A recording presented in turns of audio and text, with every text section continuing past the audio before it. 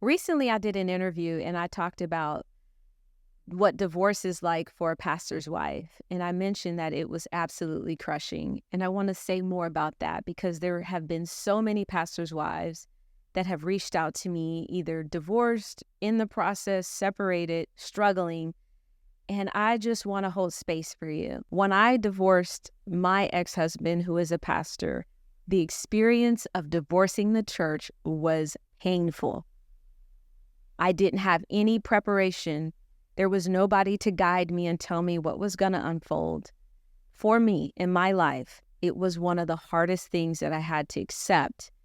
And that is that I did life with people for over 2 decades of my life because I was in this church from the time I was born. My mom brought me there as a little girl. I sang in the choir. I went to children's church. I did all the things until I was 18 and a half, met the pastor at the time. We started dating and then we got married. So these are people that can say they knew me when they changed my diapers, like that young, they have been in my life. And over 20 years, we're doing life together. I am sacrificing for this ministry, giving up time with my children, my own family. I didn't take vacations that lasted longer than about 10 days because we had to be back for the next Sunday. I sang every week. I gave the best of my years up until this point to the church. And I thought that my sacrifice was worth it because God was pleased. Hopefully, I was able to make a difference in the lives of people. And honestly, the church was a place where pastors' wives are platformed. They are put on a pedestal. I thought it was an honor that people wanted to ask me questions or get wisdom, or they thought that my style was nice.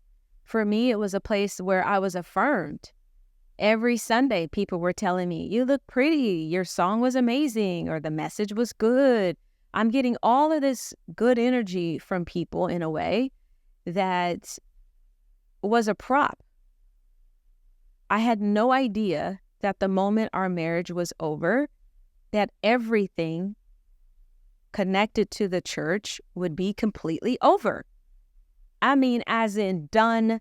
I never got the opportunity to stand on the stage and tell the people my heart or to explain what happened.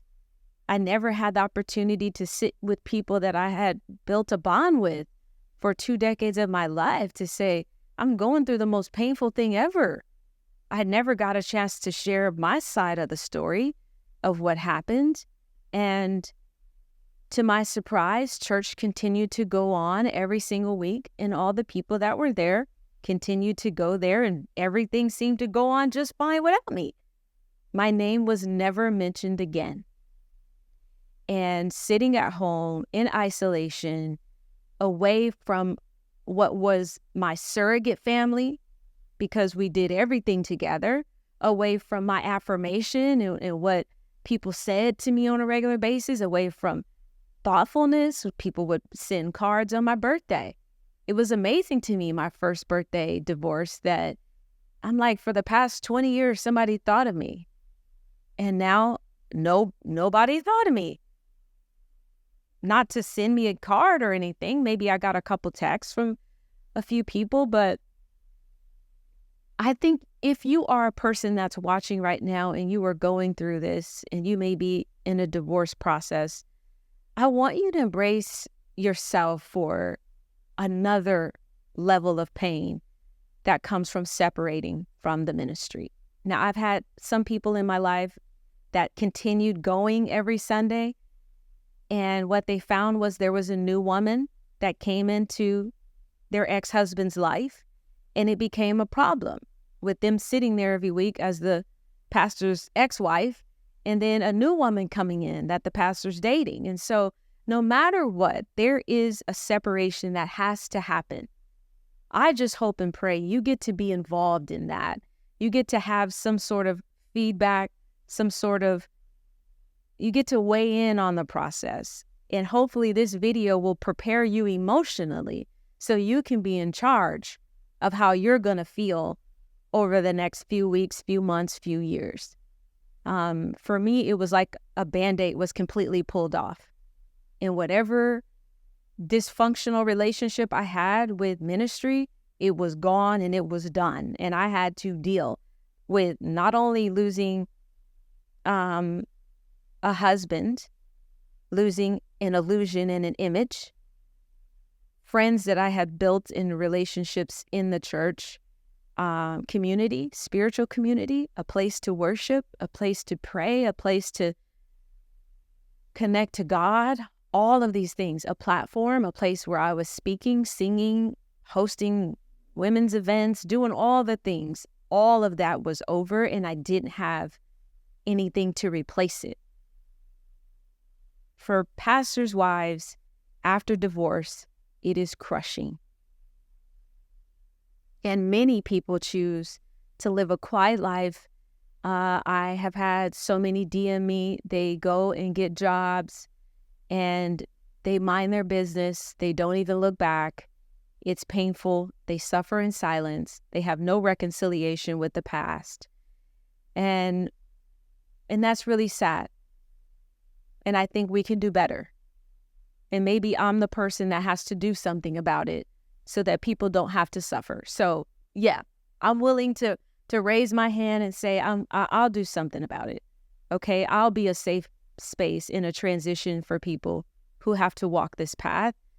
What I thought was the hardest is I had talent, gifts, things that I did to serve God. In one decision, I'm no longer worthy. I'm no longer a blessing to anyone. I'm no longer a human.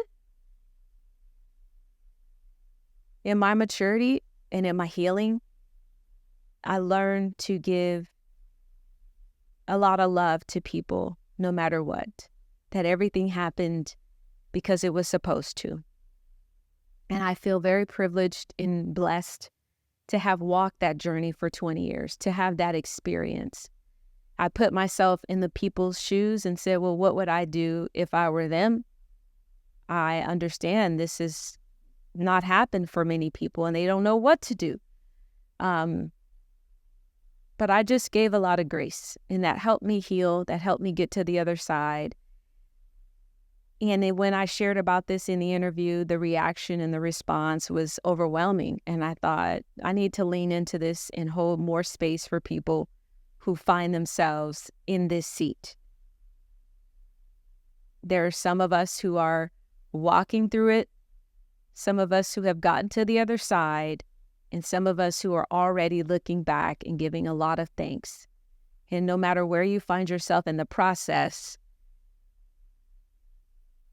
I'm with you. I see you, I hear you, and there is hope. You are still worthy, because I'm going to speak to the people who have been married, have been in churches, got divorced, and now find themselves figuring it out. You are still worthy. Your talents, your gifts, what God has put in you, you have so much more life to live. Let's heal. Let's do our work. Get on the other side and allow God to use us in brand new ways.